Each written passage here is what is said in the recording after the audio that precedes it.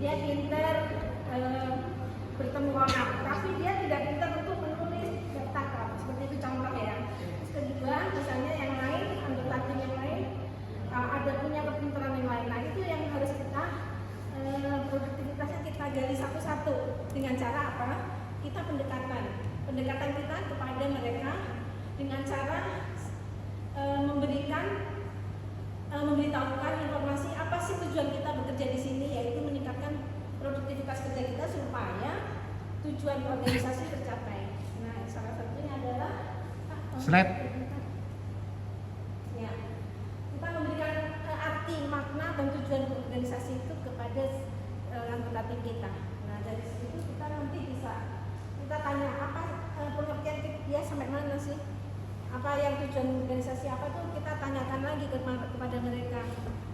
Maksudnya apa dia bekerja di sini? Apakah tujuannya sama dengan kita semua? Yaitu kesamaan persepsi dulu. Terus kemudian yang kedua kita anggap mereka itu satu tim itu kita harus bisa mengukur kemampuan mereka dan kita ukur sampai seberapa jauh dia bisa memberikan kontribusi kepada tim itu. Jadi kita hargai mereka, artinya walaupun itu belum berhasil, tapi kita tetap menghargai. Dan kalau misalnya kelemahan dia di mana, kita bantu untuk meningkatkan kemampuannya, sehingga kita sama-sama bisa meningkatkan produktivitas tersebut. Yaitu dengan cara tadi menanyakan apakah mereka paham, kemudian apa yang menurut pendapat mereka terhadap organisasi kita, tujuannya apa. Setelah sama, mudah-mudahan dari situ bisa sama-sama berangkat bersama untuk meningkatkan produktivitasnya. Kemudian setelah kita ukur, juga kita menjelaskan juga, oh ternyata produktivitas kita masih kurang nih bulan ini. Bulan depan apa yang harus ditingkatkan lagi? Nah, kita membuat strategi, kita minta tujuan dia apa, ada pendapat mereka apa, kita minta masukan. Siapa tahu di antara mereka punya ide cemerlang, ya nggak harus jadi manajer sebenarnya, tapi ide-ide anak buah pun bisa kadang-kadang lebih bagus ya daripada manajer ya. Kadang-kadang kita kan punya pengalaman sebelumnya atau punya referensi dari pengalaman dari rumah sakit lain misalnya atau tempat kerja yang lain. Nah itu harus kita hargai, dan kalau misalnya memang itu cukup bagus kita laksanakan. Belum. Terus. Lagi ya. Terus nah ini cara-caranya salah satunya itu gimana sih dengan sumber daya yang minimal kita mendapatkan produktivitas yang besar. Nah itu kan namanya efektif, efisien ya, tadi sudah diterangkan Pak Ari. Kemudian salah satu yang penting juga adalah karyawan itu juga harus ditanya selama bekerja dengan kelompok ini atau di perusahaan kita ini, dia merasa nyaman nggak? Ataukah dia ada yang kurang puas nggak? Nah kalau misalnya dia ada, pasti kita bantu untuk mencari solusi gitu ya, walaupun itu mungkin bukan di bawah di bawah kewenangan manajernya, tapi setidaknya kita bisa membantu mengusulkan untuk perbaikan di mana membuat suasana nyaman jadi bekerjanya. Mungkin kita koordinasi dengan teman-teman satu tim sudah cukup nyaman, tapi dengan satker lainnya atau kita koordinasi dengan di luar tim ada yang nggak nyaman. Nah itu kan perlu perbaikan, karena kita nggak mungkin bekerja tim itu sendiri, tapi juga dengan koordinasi dengan sesama atau dengan ke atas, vertikal dan horizontal. Terus kemudian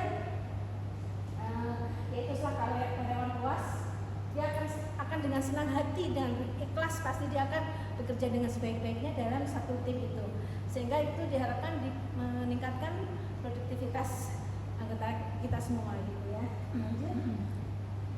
Nah ini strategi yang meningkatkan produktivitas itu apa aja? Menetapkan tujuan tadi sudah saya sampaikan, terus sediakan alat bersumber daya tepat. Artinya ini juga kita mencoba untuk memfasilitasi semua ide-ide strategi apapun yang semua tujuannya sama, meningkatkan produktivitas.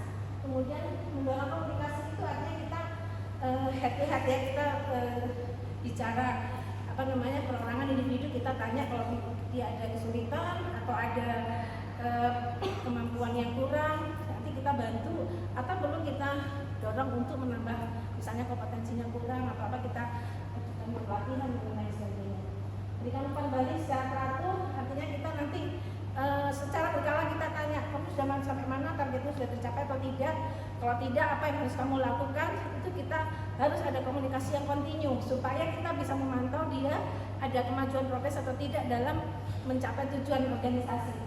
Kemudian berdayakan karyawan, ini tadi juga semua anggota tim diberdayakan untuk kemampuannya. Kalau misalnya kurang kita bantu dan kita hargai mereka ya. Kalau tim merayakan keberhasilan, kalau misalnya grupnya berhasil membuat suatu strategi yang ternyata kita mendapatkan keuntungan atau profit atau kita mendapatkan pujian, kita rayakan dengan mungkin kita keluar bersama makan-makan sebentar, sederhana saja, tapi setidaknya anggota tim merasa dia sudah berkontribusi yang banyak untuk demi keberhasilan tim itu. Lanjut.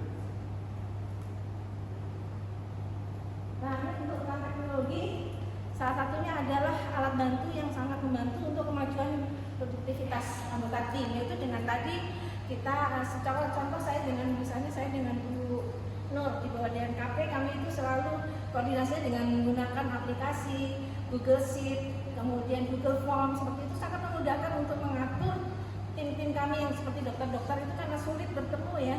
Jadi kita menggunakan itu untuk komunikasi. Ini sangat memudahkan kita untuk meningkatkan produktivitas layanan. Ini contoh aja. Terus kemudian kondisi yang nyaman juga membuat anggota tim bekerja dengan sukarela, ya sukarela sehingga semua berjalan dengan baik dan diharapkan produktivitas organisasi pun meningkat. Demikian Pak. Iya, terima kasih.